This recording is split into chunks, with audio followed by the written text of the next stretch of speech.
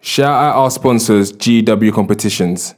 They run regular draws for you to win different prizes, from cash to Rolexes to cars and all sorts. It's all legit, and the draws are run on Facebook Live and Instagram Live, and you got to be in it to win it. Good luck.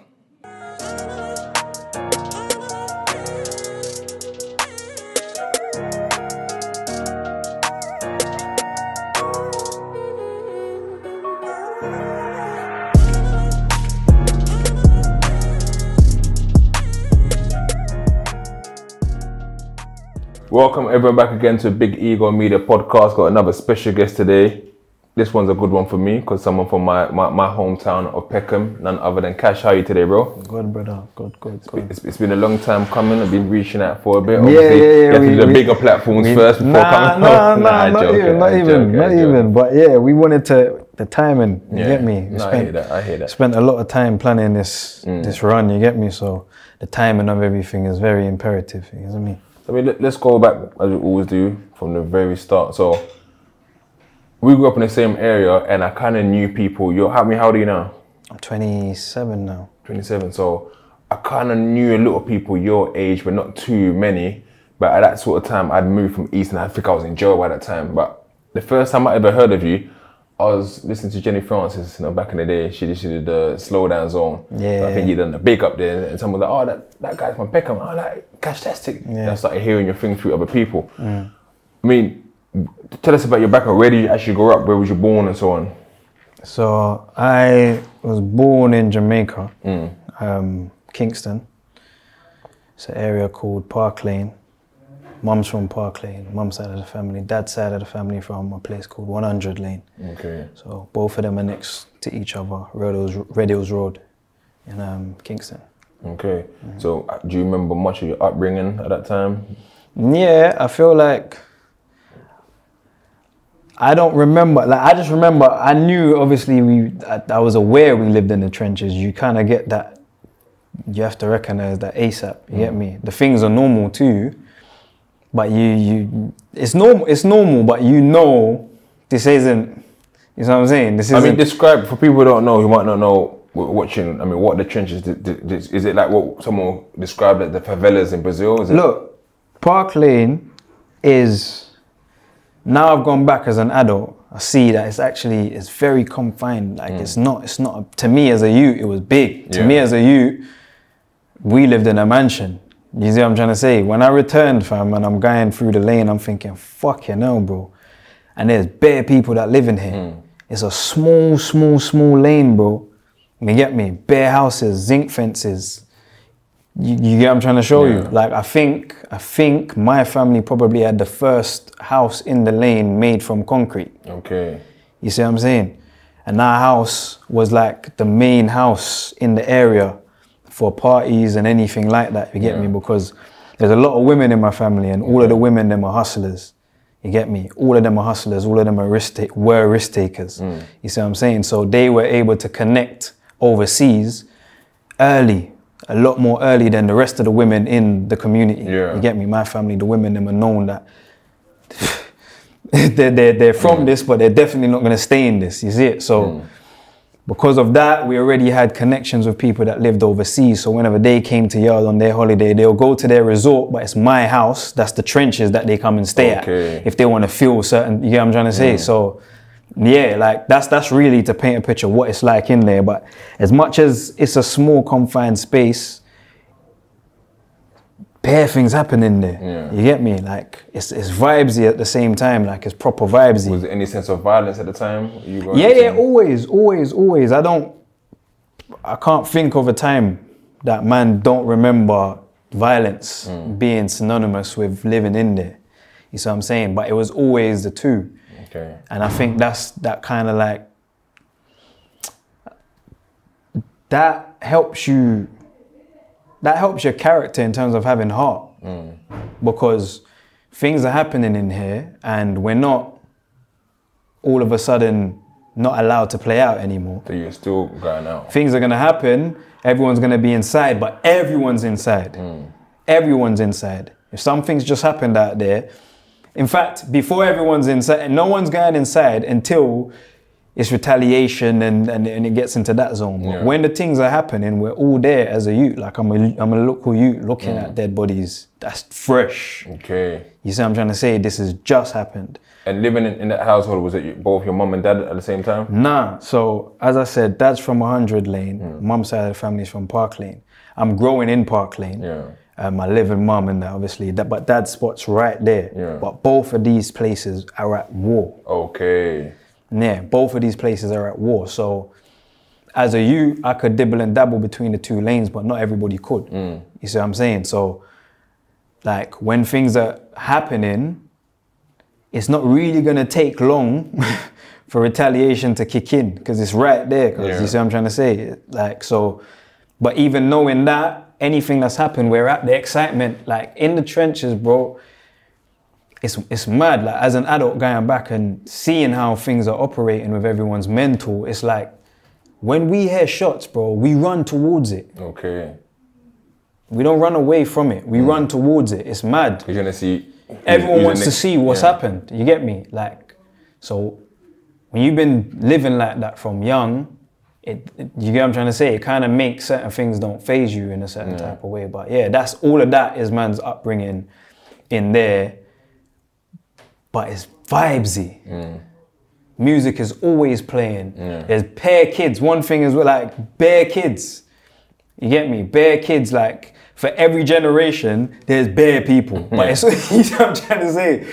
But it's in one confined space. You see what I'm trying to say? So yeah, like it's a mixture of both. You get me? Like so you went from there to, I guess, I mean, what did you, before you came to Britain, what did you hear about Britain? Britain didn't exist. It was just foreign. You get me? Like it was just foreign. There's Jamaica, and then you get on the plane and up in the sky is foreign. Okay. I didn't, like, that's how young I am. I'm not differentiating countries. I'm just, it's foreign, raw. Mother live a foreign, auntie live a foreign. So, them just come from foreign, you know what I'm saying? So at this point, did your mum go to, come to Britain first? Yeah, mum was here first. Mum come over here first, and aunties and that were over here already as well, you get me? But mum's the youngest, just like me, like all of her peers were always older than her, you get me? So I kind of inherited that from her. Like most of my brothers aren't my age, you see me? So mum's come over, my aunties and that are older than her, but she's getting to it straight away. She knows what she's here for, you see what I'm saying? So she came over, she had her mission. She knew how long it was gonna take before she sent for me to come over. She come over here on a mission, you see what I'm saying? And she did it. She come over here, like when I come over here, we're patterned, like we're actually patterned. Did you miss her? Did you have a sense of, oh, mum, because similar, I left my mum and came over here. And I kind of forgot my mum, if that makes sense. Was that when she was kind of left behind, was the thing that, well, did you always know you was gonna go and meet her again? I don't want to lie, so I'm just gonna speak on what I actually remember. It was my grandma that was there with me. It didn't feel like mum weren't there. Okay. You get me? It wasn't like mum's cut and I don't hear nothing. Like very frequently she's sending stuff down. So I'm wearing the shit that young kids in England are wearing. I'm wearing that in yard as a youth that lives in the trenches. So I'm one of them kids that's known to, even if it wasn't even in my size, that was the known thing, bro. Trust me, I've got pictures, bro. She's forcing me to wear anything that look good. You get me? Like, whatever the fuck it is, as long as it says Versace or Moschino, send that down to my boys. You get me? So obviously, my grandma is a dressmaker. She's a tailor. Okay. So I know these things are coming from mummy. So it's not like she's completely out of my mind. You see me? And like I said, anyone that's coming to Jamaica, that's just how it works. Your family's in yard. Anyone you know that's going to yard, you might give them a trainers or give them a perfume or give them a lotion, give them something and say, "Raw, when you go down there, give this to that person and that person for me, please." You get me? So that was happening frequent for me from what I remember for when mum was in England. So it didn't feel like I'm not gonna join her. You know what I'm saying? So when you finally made the flight, come to the UK, what do you kind of first remember about being on an airplane and also just touching down? And did you come in the summer? Did you come in the winter? Did you feel the cold? It was the winter. Yeah. 100%. But then again, England, it could have been any fucking time. It could have been. I just remember it being rainy and cold. You get me? Yeah, my memory is I travelled alone. You get me? I think legally, them times you was able to travel alone. Okay. So I was a kid. There was nobody on that plane with me. Okay, wow. I think those days, the reason why you could travel like that as a minor, if an air hostess, like kind of was assigned to you to check up on you every time, this, that, and whatnot. So yeah, that's my first memory. It's just taking this big journey on by myself. You get me? No one was there to tell man about even. So I vomited. Okay. So because I didn't anticipate the dip when the airplane was landing. So I just remember that as well. Yeah. Greening everywhere. You know what I'm saying? Man, I just vomited everywhere. Like when the planes landed, I just remember my belly. Like that memory will never go. How old was you at the time? It's blurry. It's blurry, but I'm saying it's between. Why it's blurry is because I got to England close to my birthday. So whatever age I was when I got here, I didn't stay that for long.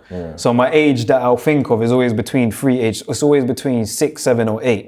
So it's either I was 6 then turned 7 or I was, it's one of that. But young, innit? I started primary school in year 2, so year 2 probably, you'd have been 6 going into 7, I think. So young. Wait, what primary school did you go to? Oliver Goldsmith. Oh, okay, my brother went to that. Wait, now he's 30. I was trying to think. Then he went to St. James down the road after. So you came to left one trench and I guess entered a new trench. New one. I was saying this last time because I grew up in the Gloucester estate.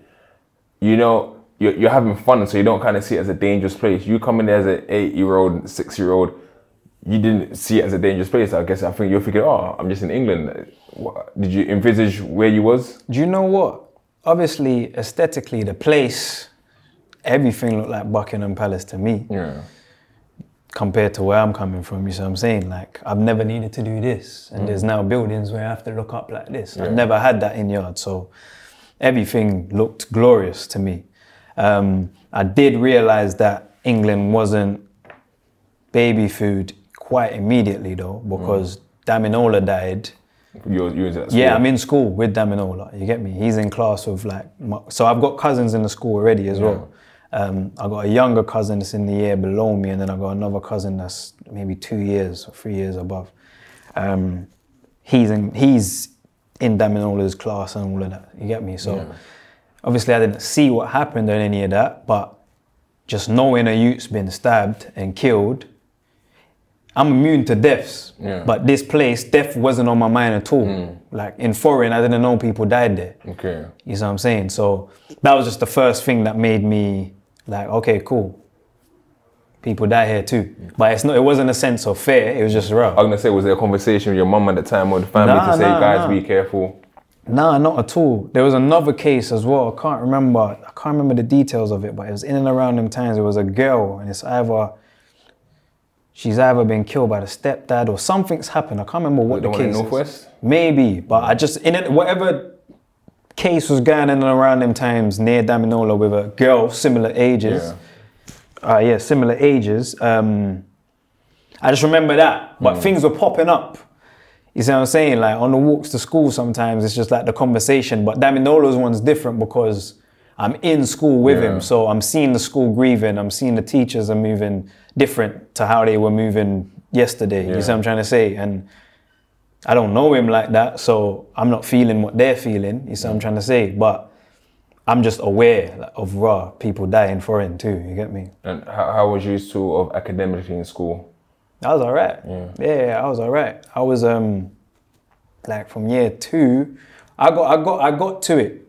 I got to it because the educational system in Jamaica is better than the one here. Okay. So yeah, I got to it. I think it was just different though. I think I could have been even more advanced than I was in year 2 if I had been here for a second, got used to England and then went to school. I've kind of come here and then started school, so the teacher's talking, but I'm also just fascinated with the fact I'm fucking here. You know what I mean? It's like, man's here. You know what I'm saying? So, Yeah, I was fine. Primary school, I was cool. Even behavior-wise. I was gonna say, yeah, what behavior had? Behavior-wise, like, I got older brothers and that, so I'm mature. I'm a lot more advanced and mature than the youths. But there's other yard youths that's in there, and they're my level of maturity. Do you know what I'm trying to say? It's because of the background that we have or whatever. There's people in there, but I remember being in year 2 and feeling like you're a local man for me, even though we're the same age. You get Did you have an accent? Do you remember having an accent? Strong, no, when I fought over here, fam, they used to laugh at me, fam. Like, did you struggle to understand what they were saying as well? No. Because in Jamaica, it's the same. It's just it's English, innit? That's what we speak over there. So it weren't even like I had a difficulty with that. To be fair, I don't remember anyone getting on to me about my accent. It was more in my household. Yeah. Because obviously everyone's been here for a second. I came seasoned, like accent strong. You get me? Like, because like I go to Jamaican barbers, right? And they speak to me. And I understand, but sometimes I don't understand, and I'll be like, yeah. What, like, still up to now, fam? Up to now sometimes, because the accent is so strong, so they'll be talking to me, and I'll be like, and I hear that, they might say something, and I'll be like, yeah. They're like, what do you mean, yeah? They're like, oh, what did you say again? So the Jamaican accent, I get it sometimes, but sometimes when someone's got a very strong one, it's difficult. So I was trying to ask, in school, did you find it sort of hard communicating with the other kids? It was all right, but I do remember it was less to do with my accent or anything like that, but I do remember getting tested quite early in school. Yeah. Scott, might have been Rashane, I can't remember. There's a couple of them that definitely, they definitely like tested, man, basically. You get to early fights? I broke them up. I broke up all of them in the playground, like in the bathroom. They tried to, I thought they were playing. Yeah. They were tying me up, bro. Okay.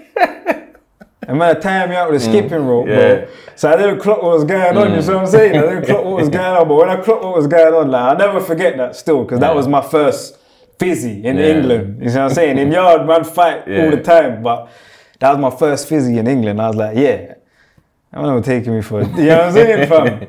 So I guess you've gone Oliver Goldsmith, we've done okay. Going into secondary school, where did you go to? Basically Warwick Park, Peckham Academy. That's a school I went to as well. Like, was Mr. Brown there at the time? Yeah. That was my head of year. Yeah, we know Brown. So was it called Warwick Park at the time when you was there, or did it change already by that time? It changed just as I was going over there. But as a year 6, it's weird. I'm going over to the school before I was going to the school. Okay. You get me? Like, because the youths that, I guess, were year 6. I'm going over there from I'm in year 5, or when I've just gone in year 6, actually. Yeah, when we've just gone in year 6, car. The year 6s, some of them have gone there. So on the way home, we're bucking them. Okay. Like, you understand? So you're standing there, you're talking, it goes from you chatting to your brethren, like, like how's school or whatever it is. They're now with their new brethrens. Eventually, we're getting closer and closer to the school gate. Yeah. Every day after school, you get me and my brethren Kadeem. So now we're by the school gate, we're seeing teachers. So the teachers now know who we are. So it's kind of like every day after school, we're going to expect these two to roll up any minute. In a way, would you say that was kind of your initiation without you kind of knowing?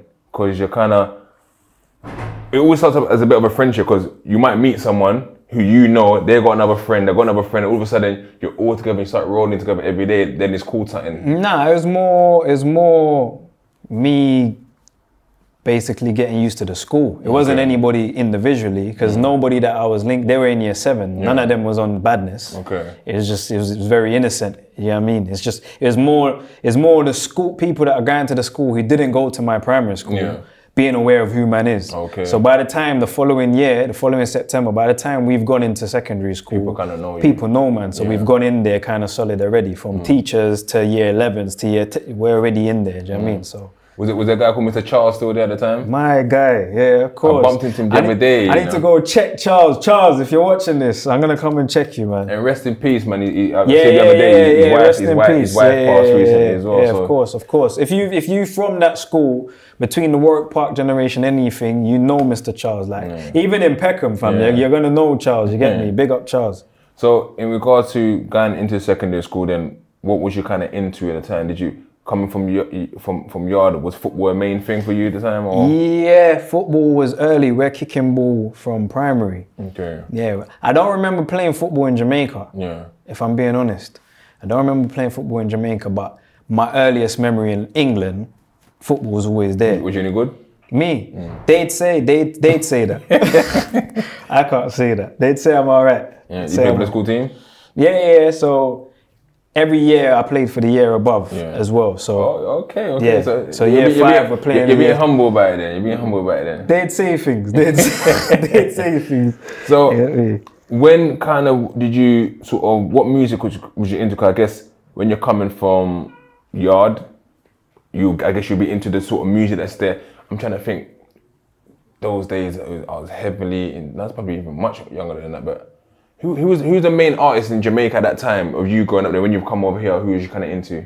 Dancehall music in general was just shelling everywhere worldwide. So even over here, we're still prominent, even in terms of just the influences from dancehall. So I've come over here, jungling that is running, grime that's running, but I can hear what they've taken from dancehall. So the music I was listening to, when I thought of rap or hip hop, I'm only thinking of Americans. Yeah. You get me? So yeah, it's like 50. Like my generation, anyone 1993, between that local time there, 50 Cent is, you get me? Get Rich or Die Trying, that's man's on the rap side. Yeah. But then on the other side, the music is a wide variety because I grew up in yard and we play everything. So I'm listening to Celine Dion, I'm listening to Westlife, I'm listening to fucking Whitney Houston, Mariah Carey. One thing I say about what you call it, dancehall, they love to take a Celine Dion and a Westlife and make it into their own version. Make it their own version. So that's the reggae side of things. So musically, man's tapped in from early. You understand? Definitely tapped in from early. But yeah, if we're talking early secondary school, because I didn't like grime. Yeah. So grime's popping. Grime's the main thing. Like, but I didn't like it, fam. I didn't understand it. When did you first pick up a pen then?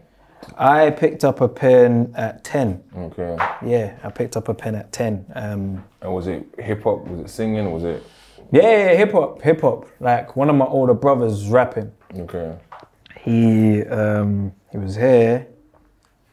Things have happened. He then had to go America. In America, things have happened. He's come back. You hit me. So when he's returned now, he's rapping, but he's my favorite brother. Yeah. So because he's rapping. I mean, let me just stop it. Can you say that someone's your favorite brother? Yeah. Okay. Of course, 100%. I got 20 siblings, so it's like. I got enough as well, bro. But yeah, of course, I can say that easily. The man didn't know why as well. So it's like, why would you say that? Probably because of that, innit? Like the music side. Yeah, like he gravitated to that, so I gravitated to that. But also, I think, do you know why as well? It's because he stayed around me the longest. The ones that were always away, either in jail or he stayed around the longest. You get me? And it's not that he's not on badness, but he's more on peas. Yeah, okay. Like that man come from badness, so the badness is there by itself with all of my brothers, but it's he weren't on.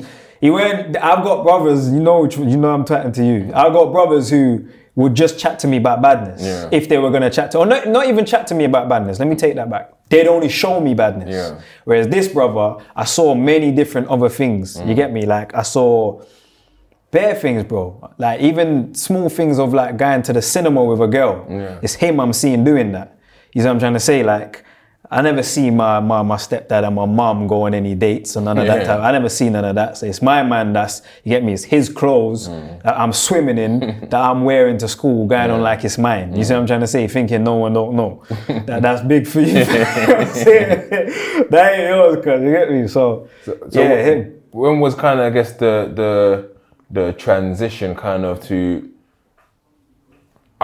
say hanging around with the wrong crowd, if you can put it that way? I never did. Yeah. I never hung around the wrong crowd, bro. Was it always just a music thing then? No, it's not necessarily always a music thing. The music thing always stems from the road, innit? Yeah. But yeah, me, I wouldn't say I hung around the wrong crowds. They're just man's people. Yeah. I wouldn't deem them as the wrong crowd. I hear what you're saying, but let me play devil's advocate here and say, okay, people who weren't always doing positive things then.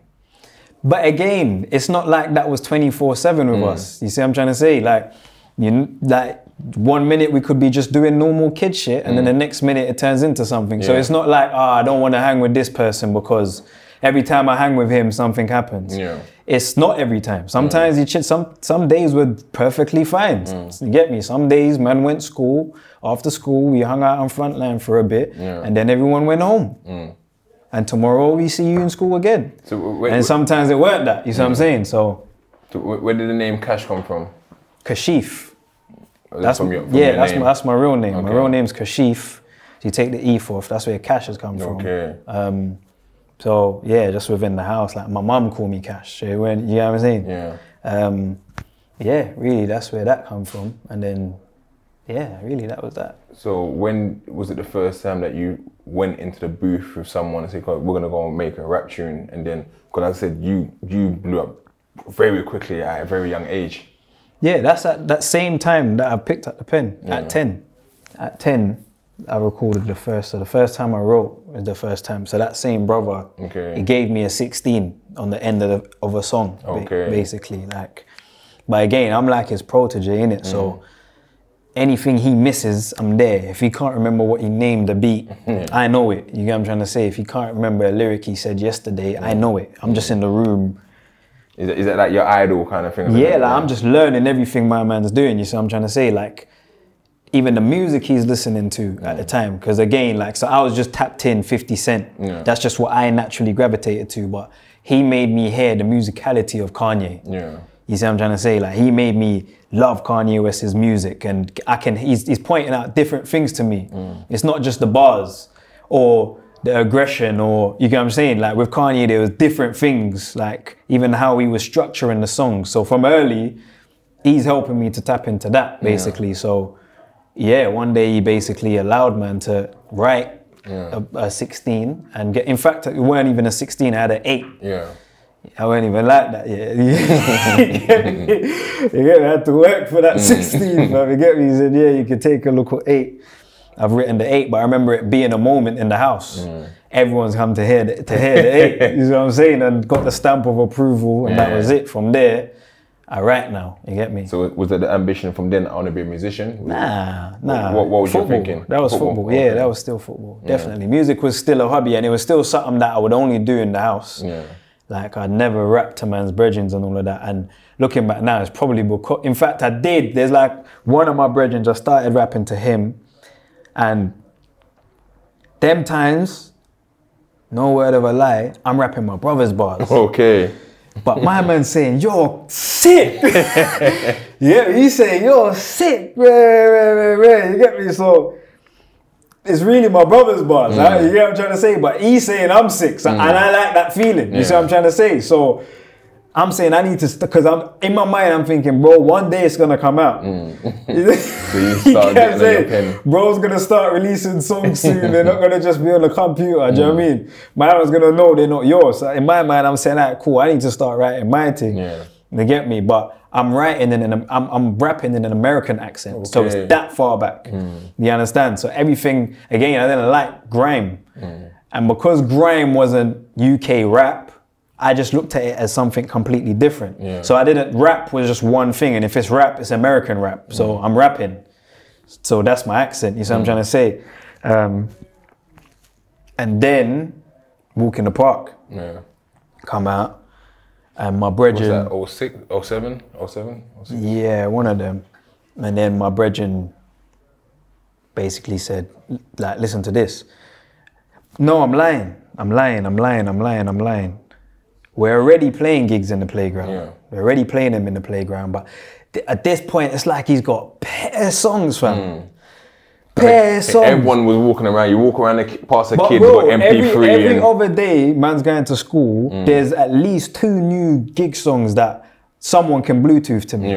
Like, there was just bare songs. But where it is, it's not even that they were brand new. I caught on late. You see what I'm saying? I just caught on late. So I've caught on when it's like him, Fem, like it's the it's the full squad there that's just releasing music. You see what I'm saying?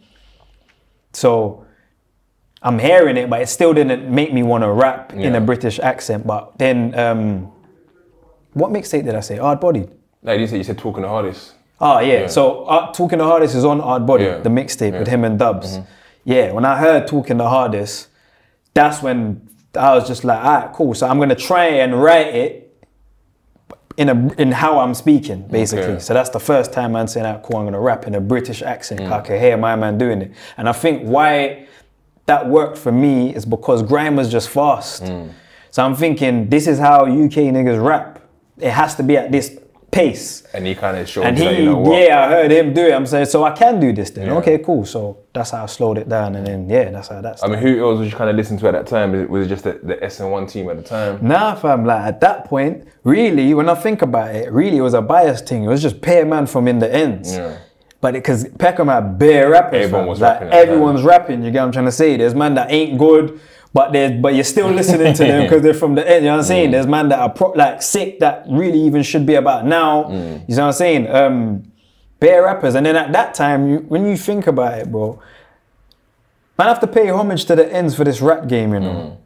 Because really and truly, bro, it's almost like we kind of built an infrastructure too, because Big Ride's late night grind session, we basically had our own DJ plugged in. So anytime man's tuning into Ride, he's playing songs that, you know what I'm trying to say? The next day man's going to school. So really, when I hear the grime lot describe what it was like for them, we had that. Yeah. You know what I'm saying? We had that. And credit to Big Ride as well.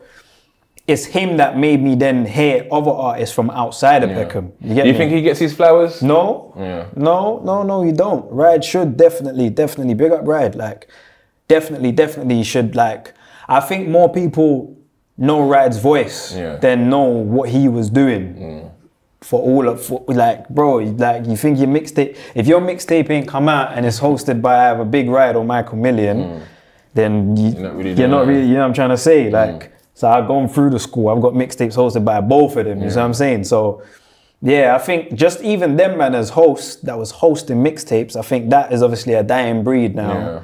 I was saying this the other day. I was saying everything always got its season and things always come back. You'll see night trainers from back in the day come back. Yeah. Could there be a thing now where someone just does an old school and have someone host their mixtape again? Yeah, I think Queng just did it. I think I think Queng Face just did that. I'm not sure if it's the whole tape, but I'm pretty sure I heard something and then I heard Big Ride talking. Okay. So I think, he might have done that still. It definitely can, 100%. I mean, then what was the key moment for you then when, I know before, like you said, you're using your brother's bar. What was the key moment for you when you use your own bars and people said, right, nah, he's got it? I did a cover to Talking the Hardest. I think, probably, man was doing freestyles. Man was doing freestyles and they were just going off in the playground, and then, you get me, like, man's brethren from other schools are starting to hear it or whatnot, but and then the moment, I think I must have been in maybe year 8 or something, that's the first time I did a song with Gigs. Then you gotta think, man's in year 8, think of being in year 8 now and then doing a song with like, I don't know, like a Central C or a Dave or... I mean, I'd like even coming back, he's heard what you're doing and said, yo. I don't even remember, you know, but like, Scully, my nigga Scully. Everyone's brethren's in it, so it was. But I'm a young buck at the same time. At this point, you get me. So I was just in Unit 10. I just remember it being, and Ride's there as well, because at this point, man's working on man's first mixtape. You get me? Like me and Scully had a mixtape called The Formula. At that point, I think he was going by LP. Okay. You get me? So that feature with Gigs is on that mixtape, but also on that mixtape, man's got songs with Fix Dot'em, man's got songs with Fem Felon, man's... I mean, those two names you just said, then now obviously everyone's has their own path now. Fem Felon's doing what he's doing and Fix is more sort of concentrating on his religion. Like, those are two names who I would put in a ranking of, I mean, I don't know if you ever saw, I done, was it last year or the year before? I done top 100 Yeah, I think I saw it. I think I saw something like that. Did you find got it right? I don't remember it, in terms of but I remember seeing it, but I don't remember like who was where. I'll have to go and check it out again tonight and see where it was. But do those guys kind of influence your style, or did you always kind of have your own kind of unique thing of how you wanted to do things? Yeah, no, definitely unique for sure. Like I could hear what everyone did. I'd say in terms of influence, them two men in particular, Fem was a bars man in terms of like, he was doing the metaphors type of stuff, like from early. He was kind of like, that's what you listened out for him. Some of them, Fems, they're way over your head. So he's not an artist you're gravitating to like that, because you're just missing bare things he's saying. Dot'em did the same thing, but you got it a bit more. So it's like each person, you know what I'm trying to say? I think with Dot'em, I just like, I don't know what it was. For me, he's one of my favorites of that era, of the area as well, just because he was so clever with it as well, and just the way he just kind of, he kind of dropped it. But anyway, this is your interview. So big up them, man. Big up them, 100%, always. But from that moment then, obviously before, like I said, you want to do football, when you're doing a tune with gigs and people are now taking notice, is it, raw, this music thing might work, you know? Or at that time you're not thinking it because there's no money involved in it? I'm not even thinking about money from music. You get me? Like, not even thinking about money from music. Football is still man's main. Did you play for a team? Yeah, I played for Waterloo FC. Okay. Yeah, so I played for Waterloo FC. You could probably Google us. We did our things. You get me? Like, and that was every week. So that's training and then matches on the Sunday. You get me? So, yeah. I mean, at this period as well, Peckham was a dangerous time. There was bodies dropping everywhere. You look, something's happened. This has happened. Was you ever fearful? I know because they said you grew up and death was normal to you. But was you ever fearful for your own safety at any period growing up in Peckham when you're seeing all these things happen? Nah, I wouldn't say fearful over like my personal. It's more fear that people are trying to put onto you. Yeah.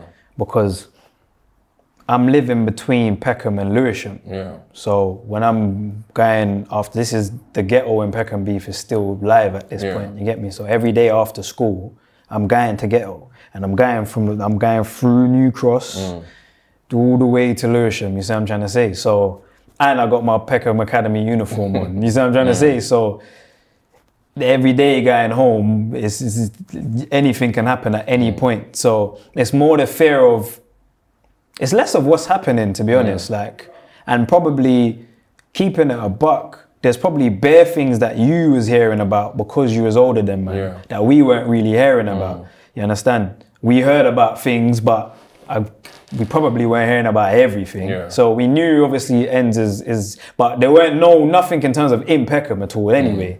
If there's any like, all right, cool, I need to have some sort of stance. It weren't in the ends, it was you're on Queen's Road, you're getting closer to ghetto. Okay. Yeah, I'm trying to say. And then you're going home, you're changing and then coming back. And then you're going to go back at some point. So each of these bus drives, but in the ends, nah, not at all. Well, I guess it got to the point where you're now doing videos. I think obviously before coming, I'm checking out some of your old stuff.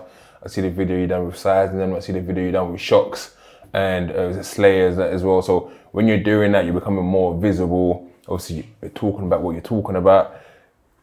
At this point, what is the sort of feelings that, you know what, I'm gonna do this for a certain amount of time and then I'm gonna find what I wanna do? Or are you recognizing that people are coming to you? Is there such thing as A&Rs at this time, like reaching out, or? Nah, not at all. The A&Rs are really just the olders. You get me? Like when certain older give you the little head nod, then you know, all right, cool. You get me? Like, the man them know that a bar or whatever. But I think at that point, even them songs you're talking about, at that point, I think I've fucked off football. Okay. At that point, because of the same things as well. It's, my face is out there now and I'm training in different places. You know what I'm trying to say? So you thought that someone might try to test you? It's not even a fault. Man's had that. You get what I'm trying to say? Like, we were training in Kenneton. We're training in Kenneton, and obviously Kenneton ain't far from Brixton. So eventually, going to training, you kind of have to figure, it's either I'm going here with this, or I'm not. You get what I'm trying to say? And I think with the football thing, like you have to remember, at that age group, you're paying subs. You're paying to play for the football team. You get what I'm trying to say? So, man's got other things to pay for, bro. You see what I'm trying to say? And yeah, so this is how you then end up on the streets, trying to do whatever you can do to make your way and survive. And when you add it up, so for me, it's not like, I'm not gonna make it sound like, it's like, oh, this ain't working with football, or I'm training in this area and it's mad every time I'm going training, so fuck off football. It weren't even like that. Like I stayed for as long as I could, you get what I'm trying to say? Like, even in terms of like going OT and all of that, even school and all of that, like I always knew that, like I said earlier in the interviews, my aunts, the women in my family, they knew this is what they were born into, but their ambitions was always bigger than that. So again, I'm over here and I'm in this environment, but I just always knew it doesn't stay here. The story don't end here. Do you know what I'm trying to say? So for a man, it was like, I don't know, I fucked off the music. I fucked off the football because now my face is out there everywhere. And you see what I'm saying? My face is out there everywhere. So one, it's slowing down man's stuff that man's trying to do to make music, but not to a great degree, because it's not like it was everywhere. It's just people in different areas know, man. You get what I'm trying to say? And through that, it's not even like man was talking anything specifically about anybody like that, but we know your face. You know what I'm trying to say? We see the bandana and all of that. You see what I'm trying to say? So, I mean, was that a conscious thing for you as well? Because I've seen that video. You say Black Gang. You say it's got SN1 on the title. Was it a thing that where you felt you also represented that era, and then you thought by doing this, I put myself, I guess, in a place of where people might try to test you as well? I weren't even thinking of like, I've done this and put myself in a place. If I'm being honest, like I weren't even thinking about it that deep. It's just where man is. This is just where it is. It's just literally just where it is. You get what I'm trying to say? So, yeah, man weren't even thinking that deep until you're going places and you've had to do something to somebody just because he's seen your face and associates you for coming from there. You don't know this you. You see what I'm trying to say? You don't know this you, but at the same time, the story would have been the other way around. So now you're realizing that, cool, you're getting yourself in situations where you have to do things just because you're from here. You see what I'm trying to say? Like nothing else, just because you're from here. But that's where the acknowledging comes from. Like, oh, this is happening just because, but I'm not thinking, before doing that, I'm not going in videos and thinking, shit, I don't want to go in this video because of, man's just living and just doing what man was doing. I guess at that period, like I said, I heard about you while I was in jail kind of thing. There was a period where you're kind of the next up.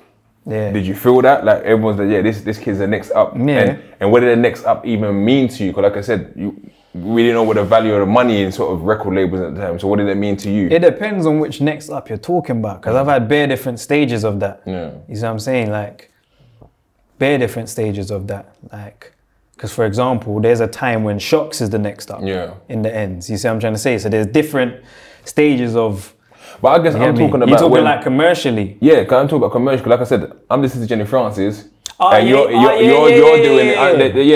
doing a big up Jenny Francis. I'm like, for him to be on Jenny Francis, he's doing something right, because it's not like a Shock who's just next up on the ends. You're actually commercially on the radio.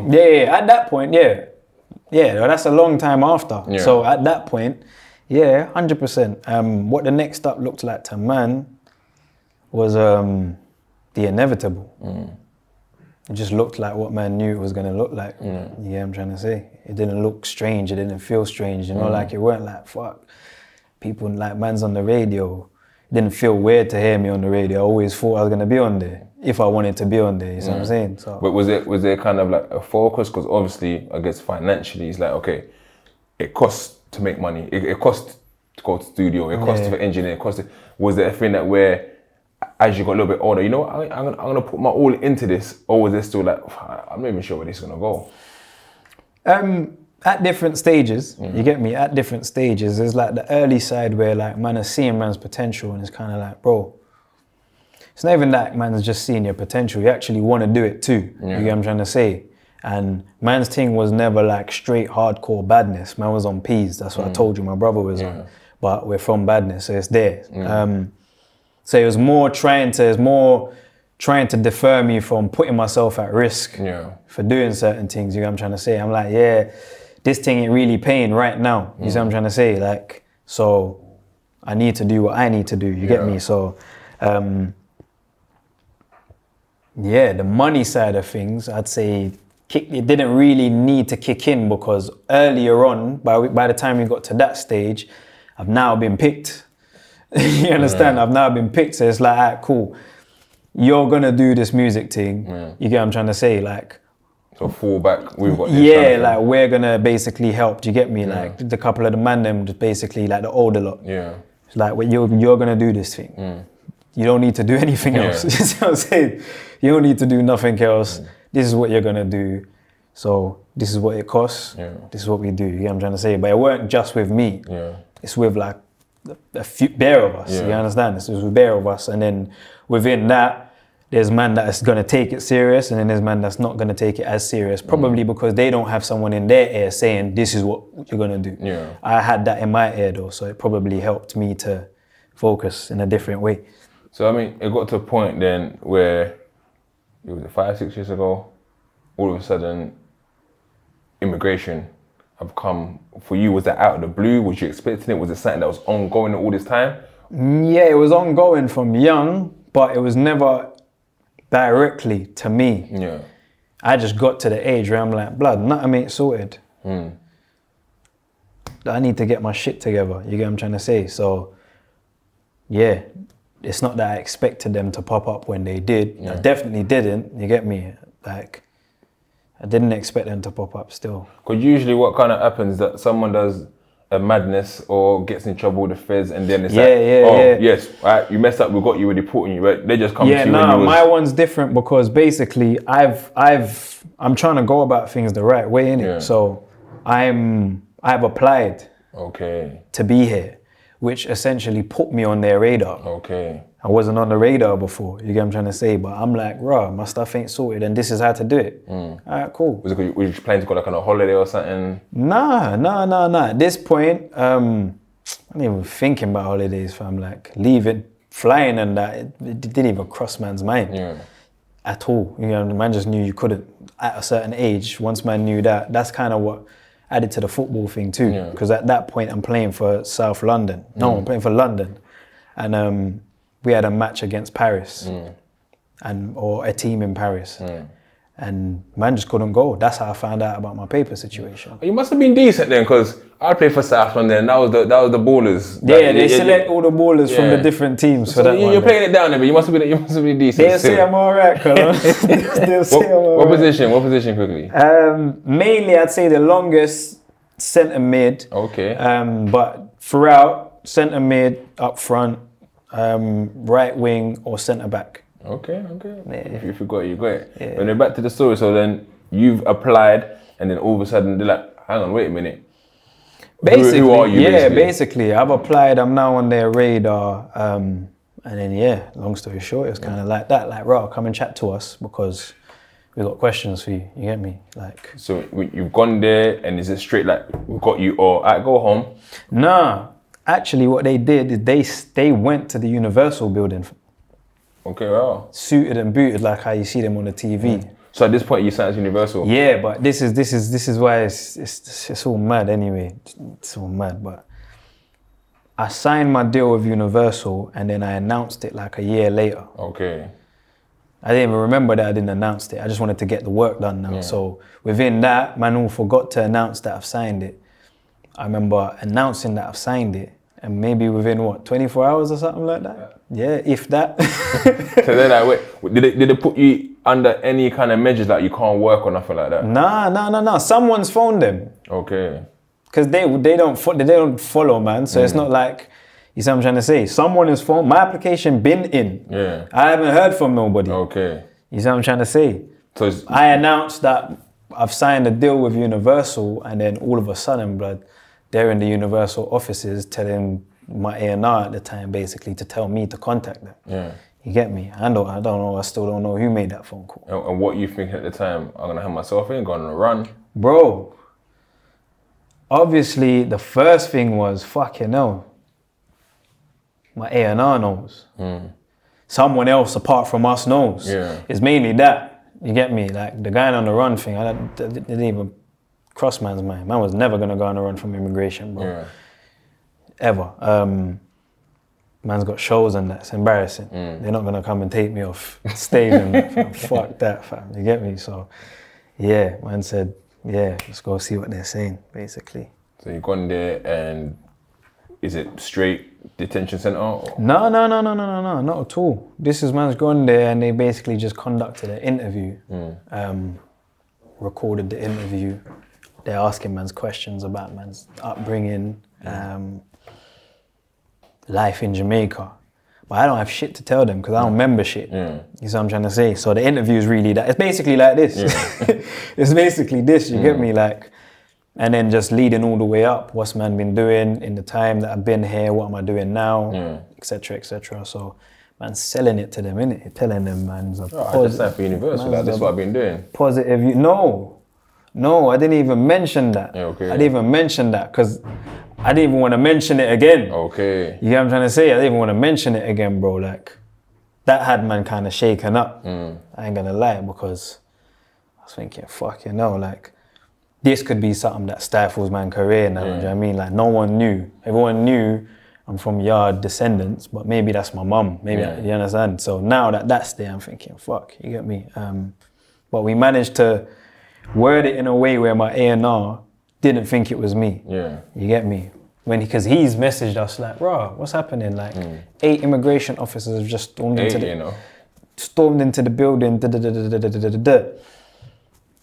Man's just phoned him. Oh yeah, nah, that's to do with a family member. So his one's done. It's like, oh, all right, cool. So we've tidied that side up. So that's fine. We're not fearing that would leak. You get me? And just conducted the interview. And how long after did they say, you know what? I remember, I think you put a tweet out saying that they're trying to do this, even sign a petition and that. Yeah. Was that when they gave you the decision that, you know what, you're gone? By then, bro, I've already been detained. Flights been booked. I bust that. I've come out like. By the time them tweets are coming, they've grabbed me again. Okay. Yeah, they've grabbed me again. So after that interview there, basically the conclusion was, all right, so we know your application is in, it's pending. So while it's pending, report to us once a month, basically, at an immigration center. So now that's man's next worry. Because this immigration center, it's in Tower Bridge, and the queue is outside round the block. Okay, you think, oh, someone's gonna fucking see, man, fam. Any moment now, you get me? So every time I went to sign on, it's just like, you get me? Luckily, couple times, bucked man in there from the ends, but it's like, bro, swear down you're in the situation too.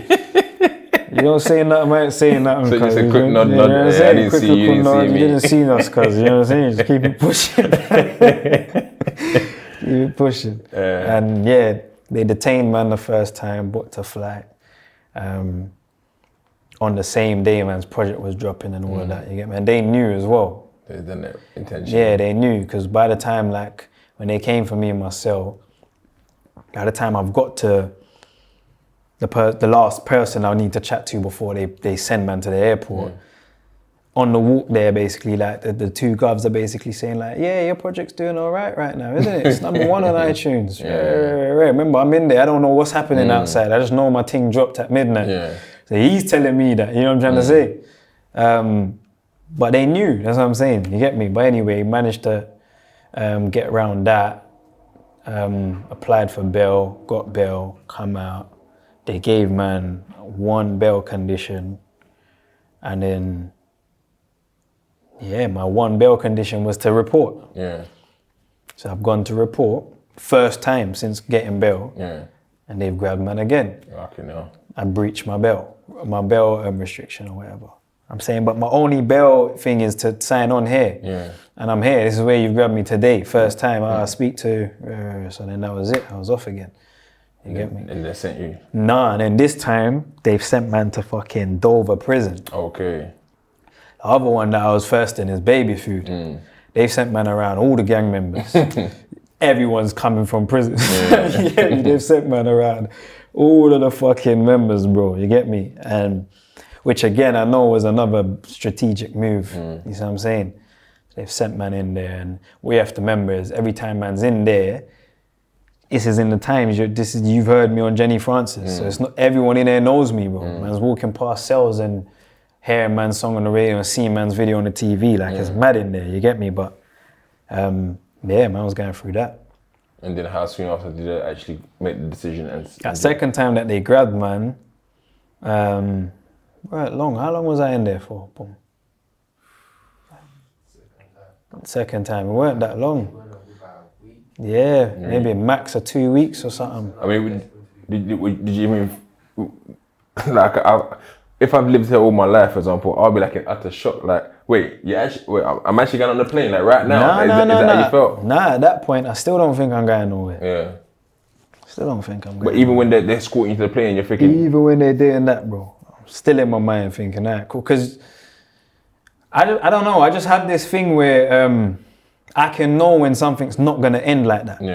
Yeah, I'm trying to say. So maybe what I was feeling is knowing that I end up back in England. Maybe that's the feeling I was feeling for why I weren't, you get what I'm trying to say? But at that point, I didn't think I was even gonna go. So each stage I get to, I'm thinking I'm not gonna get to the next stage.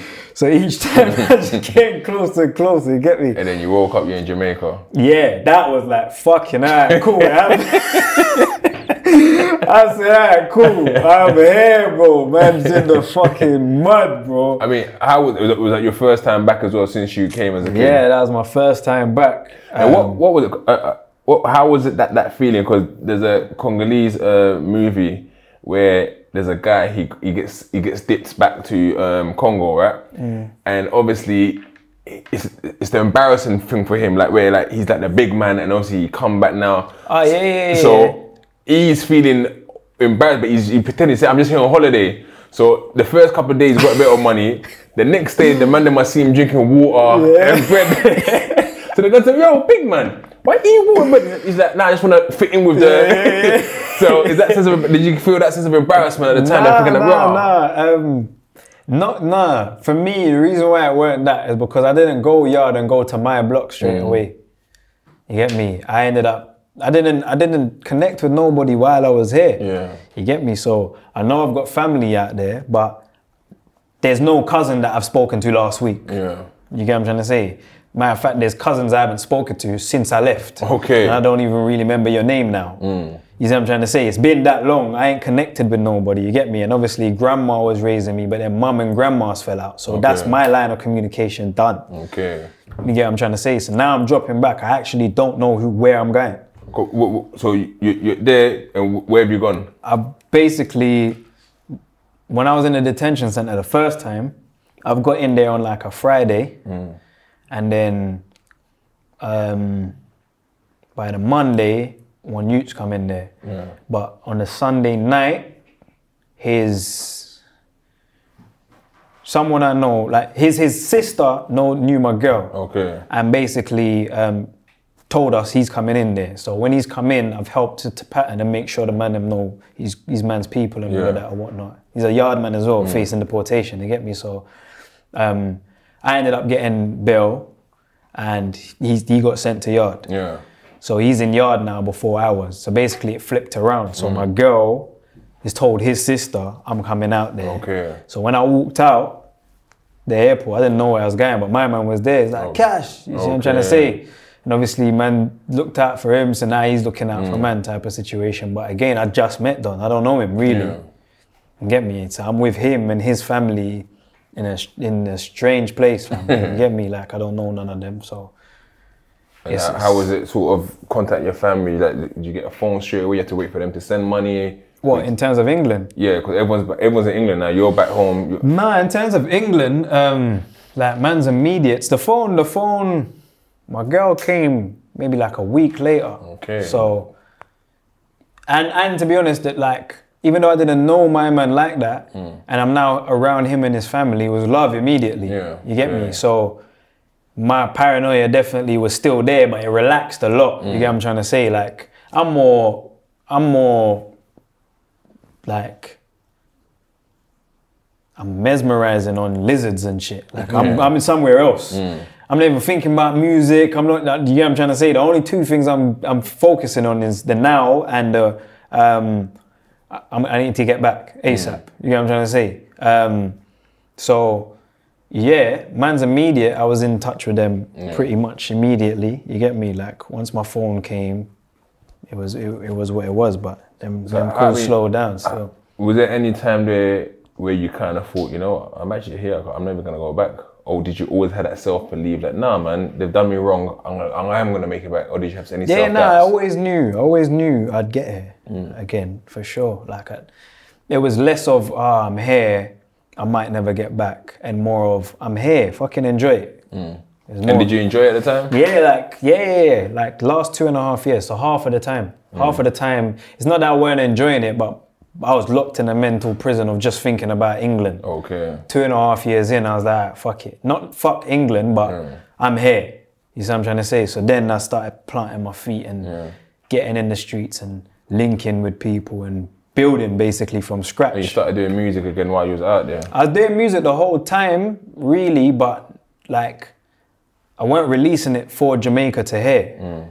I didn't want that. I got used to just being normal again. You get me? Like, in terms of just rebuilding, just like man did in England. You get what I'm trying to say? Like, connecting in the streets first and all of that. You get what I'm trying to say? Like, and it came in waves. It's like, all right, cool.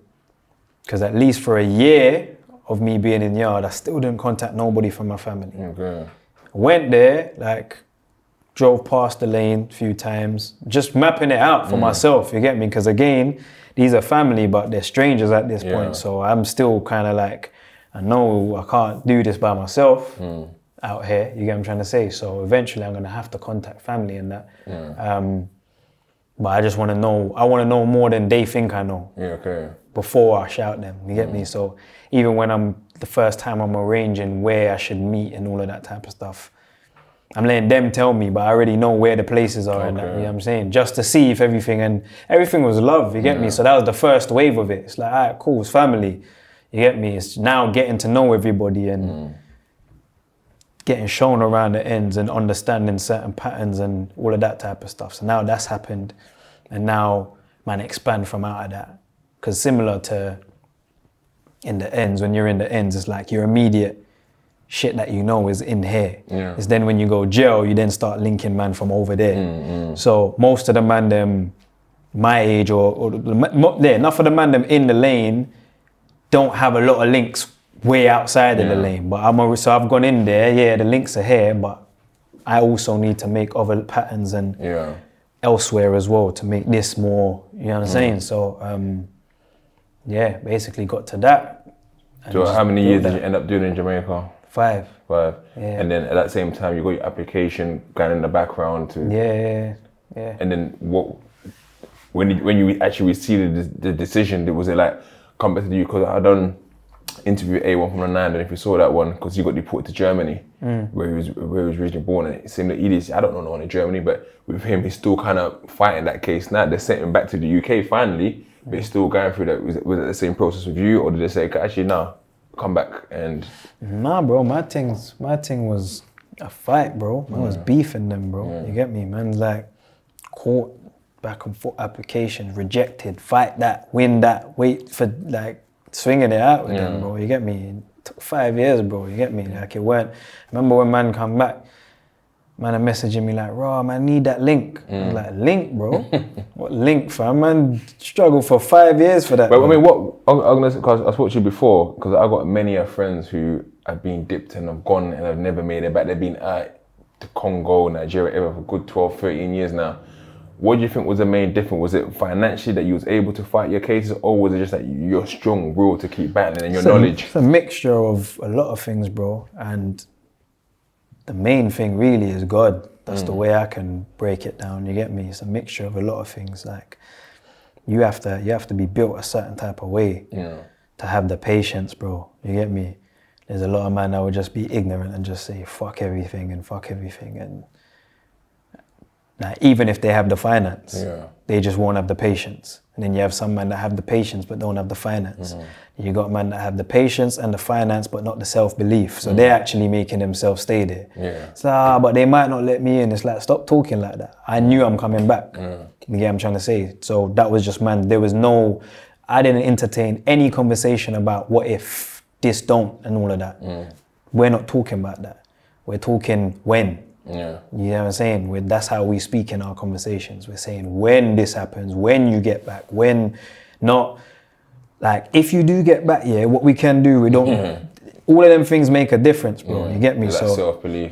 All of that makes a difference. So for man, what man realize with them is they can out-time you and they can outprice you.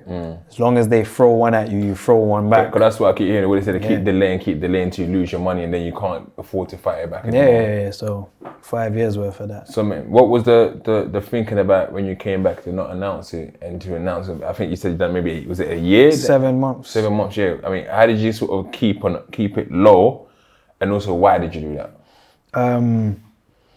How I kept it discreet was, man, I had different disguises. The whole, that's probably the first time I'm saying, the whole of them 7 months, I'm in Peckham. Okay. You get me? Like, I'm in Peckham, but man, I had different disguises and just, it's kind of like, I just treated it like you're on the run type of situation, but you're not. But why so? And the reason behind it is because I just know people are fickle.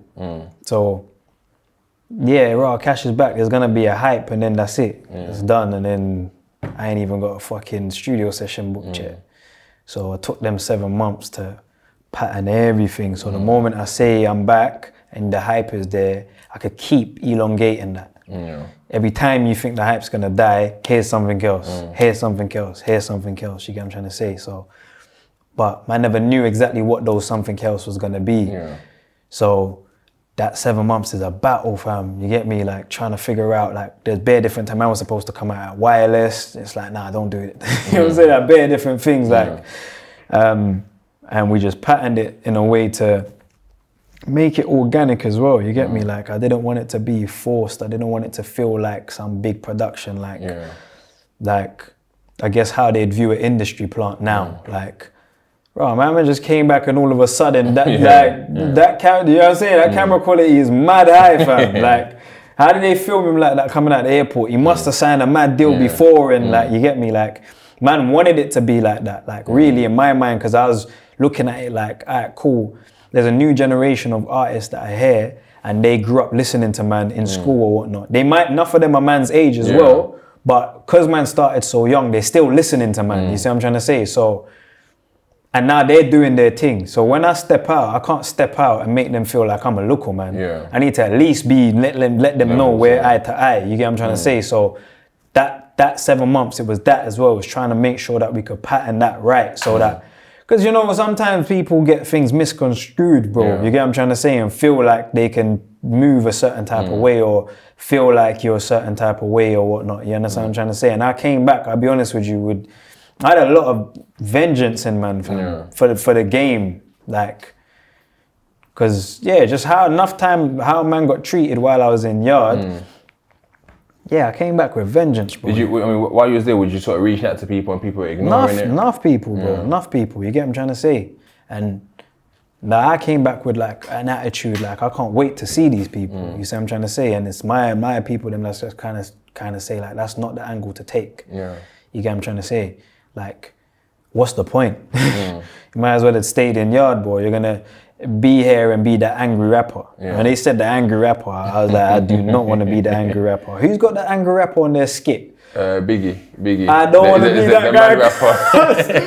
You know what I'm saying? Why they got all them? They got them bitches driving fancy cars. Bro, the man said the angry rapper. I said, say that. I'll behave myself. You get me? So, and I'm glad I did, because within that, what I realized, Bobby, is I only feel away because I felt like we were more than what you showed me that we were. You get what I'm trying to say? Like, I always give this example. When I used to go into the Universal building, after a while of going in there, me and the security downstairs built a rapport. Anytime I come to salutes, man, I salute him when I'm leaving, all of that type of stuff. I ain't heard from him since, but I don't feel no way. It's because I know that's what that was. Yeah. I feel a way because I felt like we were this. You shouldn't treat man like that if this is what that was. You get what I'm trying to say? So the moment I realized, Cashh, it just weren't that. Just treat them like what it's not. It's that simple. And it's just easy, you get me? It's just... I mean, but since then, obviously, you've been back, was it a year? Over a year now? 2 years, yeah, 2 years. You've been consistent. You've been track after track after track. What is I guess, the future looking at for you now? What's the ultimate goal? Is it music for the long term, or are you looking at other things as well? As it stands now, I tend to deal with one project at a time. You get me? Like, I deal with things in dosage now because I'm a man that will overthink. You see what I'm saying? Like, when you got 5 years of not having a schedule or not having anything, I could have just stayed in bed all day for them 5 years, fam. And I ain't got shit to do. You see what I'm trying to say?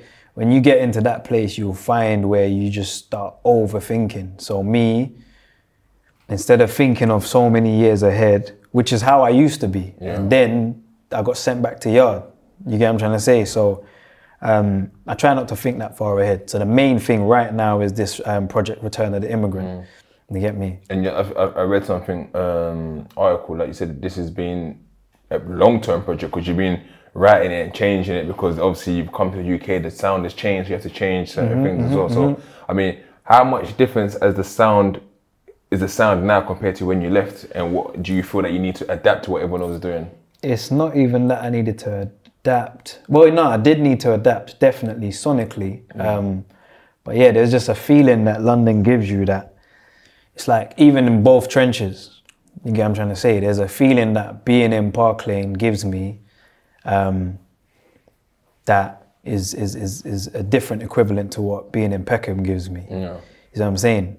Both places are what they are, but the feelings are different. You see what I'm trying to say? So if the feelings are different, then I'm gonna write about them differently. You get what I'm trying to say? So yeah, I think it's more of a case of, I was thinking big in Jamaica, like global. I'm not thinking of I'm not just a UK rapper. I'm not born here, but I'm not even a UK rapper. That's where man's mind is. You get what I'm trying to say? Like, when I get over there, it's international sounds. I've always been capable of these things, but I've come to yard now and sharpened them for 5 years. So when I go over there, it's big songs. You get what I'm trying to say? Like, I've learned melodies now. Like, I've learned how to structure songs. Like, music don't turn off in Jamaica, bro. Even when you're sleeping. You see what I'm saying? So in my psyche, there's so much shit that man's learnt now that yeah, man needs to go over there and show them this is a worldwide movement. You get here and you realize, okay, I have to build to that. And like I said, you've been consistent. There's one song that I say it kind of gets on my nerves now because my missus is a big Western fan, and literally every day in a car for the last 3-4 months is this song. I said, Alison, I give it a rest now. No, we have to start the song. We have to start the day with this song. So she loves that song. But like you make good vibe music. Would you say that's what your angle is? That just make people feel good? All right. You see, like that song Wagwan that I put out featuring Western. So that's on the project too. But these are songs that like I had to build up to.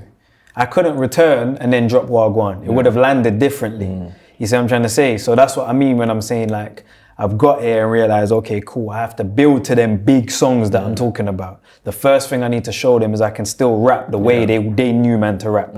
So I've had to basically take the long route round, but it's already there. Everything's there, you get me? It's just... So just to say, you know what, it's like, I already got this, but I'm gonna give you this. We're just building to it, you get me? So the first thing man did was the Daily Duppy, you get what I'm trying to say, and just kind of show them, okay, this is still happening type of thing, you get me? And then, like shortly after that, Trench Baby came and you get me? As you said that, it just made me think of an international artist, obviously the biggest artist in the world, Drake. He raps, he sings, he dibbles that. Do you see yourself, do you see why I made that comparison with you? Not to say you like Drake, but to say like, you've kind of got it all and you can mix it up in that sense. in terms of that method of releasing music, that's definitely man's structure, 100%. Like, so, like, and it's a gift and a curse, if I'm being honest with you, because sometimes people just want to listen and know what they're listening to when they go. If I want to listen to trap rap, I'm gonna listen to Blade. I know what I'm getting. You get what I'm trying to say? Whereas with me, and like you're saying with Drake, you don't know what the next single is gonna sound like. Yeah. That's the type of artist I am. If I want to stay in one lane, every single song that people love of, man, from the different sonics and the different genres or different sound, I can pick one of them and make that forever. Yeah. But then I feel like I'm selling myself short as an artist. Like, you understand? Like, there's other shit that man do that I give to other people, you know. Yeah. That I know, okay, cool, I can't go that far. You know what I'm saying? There's other shit that man do. And even then, it's not even that I can't go that far. I can't go there now. Yeah. I have to build to that. You get what I'm trying to say? Man's capabilities is too wide for me to narrow my sound down to one sound. You get me? What you can get is a project with one cohesive sound. You get what I'm trying to say? Like, I could give you projects of, okay, cool, you want Trench Baby, you're gonna get a whole project full of songs like that. But that's still not the only type of music I make. You get what I'm trying to say? But so it depends on the season. Yeah, it depends on the season. And I guess we're coming towards the end on something, I don't know if it says controversial or not. So yesterday, I'm scrolling, I come up your page, I see some girls, I'm like, oh, Cash's video. I'm like, what's going on here? So I'm gone over there and I'm like, oh, okay. I mean, talk us through the concept of Mood. Yeah. Mood now. Mood is another song taken from Return of the Immigrant. Honestly, bro, again, like, I'm just myself, innit?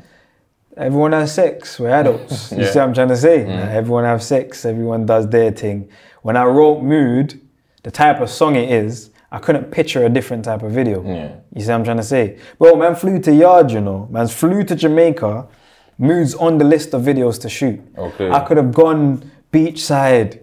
We could have got like a proper romantic type of video to it. But like, it's not. I like the videos to reflect what the song sounds like to me when I'm writing it. You see what I'm trying to say? So, yeah. Has your DMs been popping up since then? Yeah, everything's popping. I ain't gonna lie, if I'm like, it's mad. It's mad right now, if I'm being honest with you. So what they were saying in the video, people asking like, was it soft porn? Was it really going down, or was it just not just a video?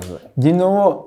It's whatever people think it is. Yeah, it's whatever they think was happening on that camera. It's what was happening. You know what I'm saying? So, bro, we've probably gone longer than we usually, but you know what? I thoroughly enjoyed that interview. Like I said, you're someone that grew up in my neck of the woods.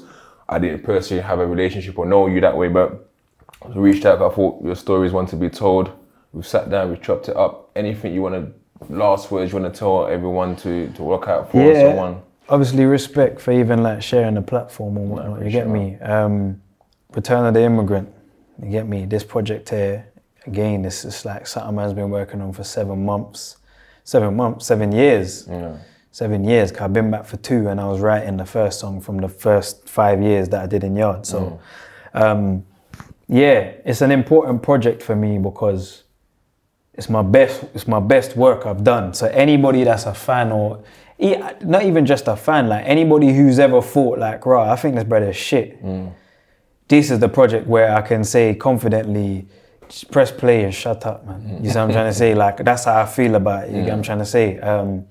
So yeah, Return of the Immigrant is coming out. We got the Proud Immigrant clothing line too. This is one of the hoodies.